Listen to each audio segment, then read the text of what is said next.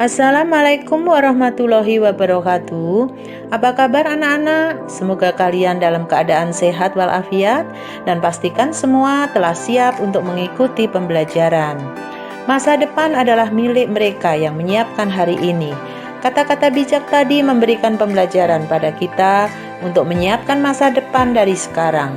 Tentunya dengan belajar sungguh-sungguh dan penuh semangat. Sebelum pembelajaran dimulai, silakan kalian berdoa agar pembelajaran hari ini berjalan dengan lancar dan apa yang kalian pelajari berguna bagi kehidupan sehari-hari dan kehidupan yang akan datang. Pada hari ini kita akan mempelajari tentang menentukan ciri-ciri teks eksplanasi dan meringkas teks eksplanasi. Anak-anak yang soleh dan solehah, pembelajaran tentang menentukan ciri-ciri teks eksplanasi dan meringkas teks eksplanasi ini bertujuan agar setelah mengikuti pembelajaran kalian diharapkan bisa menentukan informasi dari teks eksplanasi berupa paparan fenomena alam yang dibaca dan didengar. Kemudian tujuan yang kedua, kalian diharapkan bisa meringkas isi teks eksplanasi berupa proses terjadinya suatu fenomena dari berbagai sumber yang didengar dan dibaca. Nah, anak-anak, coba amatilah tayangan gambar-gambar berikut ini.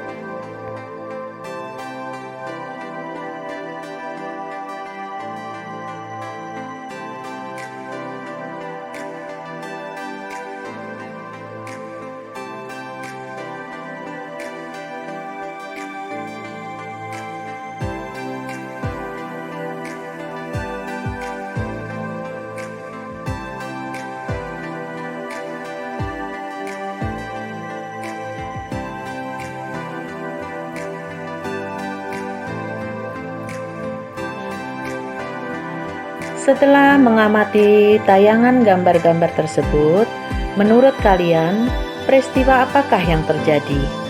Peristiwa dalam gambar tersebut menunjukkan tentang fenomena alam.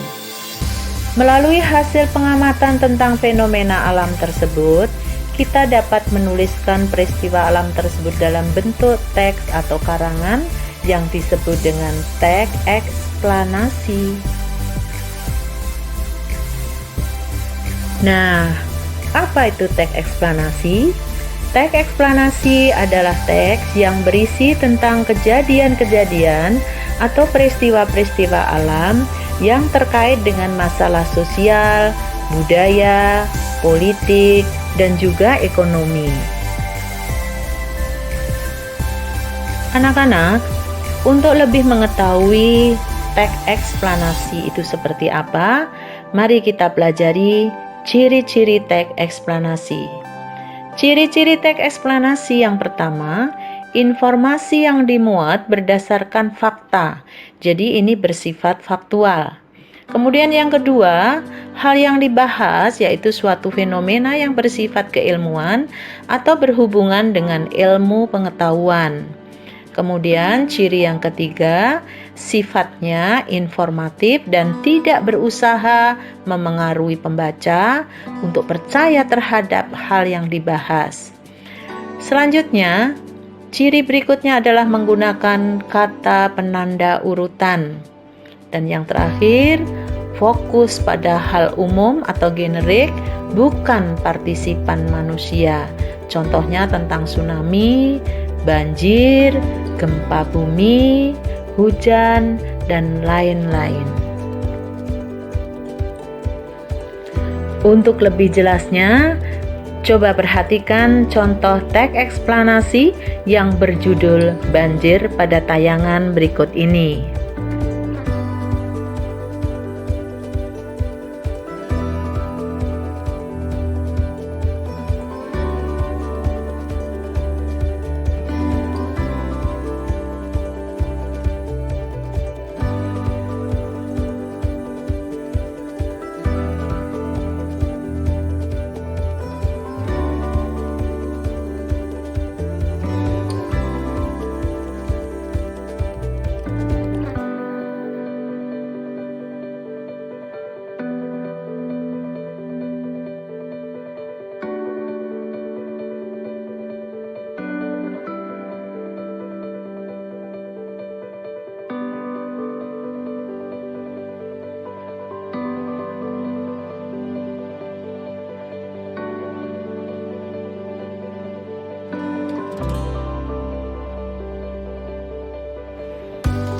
Ya anak-anak, setelah kalian tadi memperhatikan sebuah contoh teks eksplanasi yang berjudul banjir, sekarang kita lanjutkan bagaimana meringkas teks eksplanasi.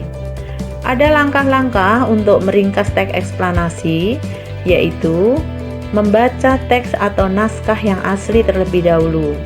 Kemudian yang kedua, menentukan dan mencatat gagasan utamanya.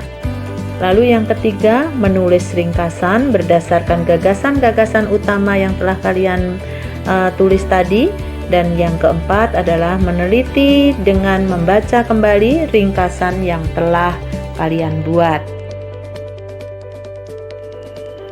Nah anak-anak, setelah kalian mengetahui langkah-langkah membuat ringkasan teks eksplanasi, berikut ini disajikan sebuah contoh ringkasan teks eksplanasi. Ringkasan ini dibuat berdasarkan teks yang tadi ditayangkan. Ringkasan ini dibuat atas dasar gagasan-gagasan utama dari setiap paragraf yang ada di dalam teks. Pertama, banjir adalah peristiwa yang terjadi ketika aliran air yang berlebihan merendam daratan. Penyebab banjir adalah pemanfaatan tempat oleh manusia di desa, kota, dan pemukiman. Akibat banjir adalah kerusakan rumah dan pertokoan yang dibangun di dataran banjir sungai alami. Di berbagai negara di seluruh dunia, sungai yang rawan banjir dikendalikan dengan hati-hati.